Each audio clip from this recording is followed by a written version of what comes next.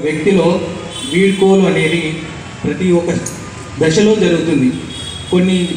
ఈ దశలో మనం కొన్ని విషయాలు నేర్చుకుంటాం. కొన్నేమో వీడ్కోలు మనకు ఉండకపోతే బాగుండనిపించేటి, కొన్నేమో ఎప్పుడు వస్తే బాగుండని చెప్పేటి కొన్ని.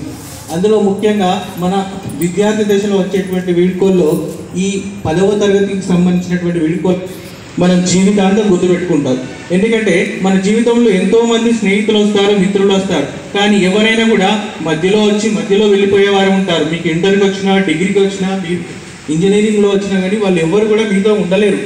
ఎన్ని రోజులు చదువుతారో అన్ని రోజులు మాత్రమే మీ మధ్యలో ఉంటారు, మీతో ఉంటారు. కానీ ఎప్పుడైతే మీ ఫస్ట్ 1వ తరగతి నుండి 10వ తరగతి వరకు చదివినటువంటి మీ ఫ్రెండ్స్ ఎవరైతే ఉంటారో ఎప్పుడు కూడా మీ చివరి శ్వాస వరకు కూడా వాళ్ళు మీతో టచ్లో ఉండే ఉంటారు.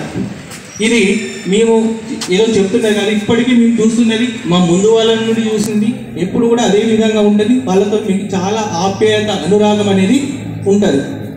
అంతేకాకుండా మొట్టమొదటిసారిగా పబ్లిక్ ఎగ్జామ్ రాబోతున్నారు కాబట్టి చాలా జాగ్రత్తగా రాయండి.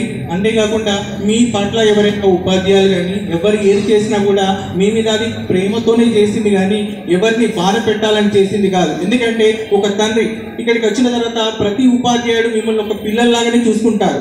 కాబట్టి మీరు ఎక్కడ ఏమవుతారో అనేటువంటి భావనతోనే మిమ్మల్ని అప్పుడప్పుడు కొంచెం గట్టిగా మందలించడం జరుగుతుంది. కానీ ఎవరు కూడా ఏ ఉద్దేశపరంగా చేయరు.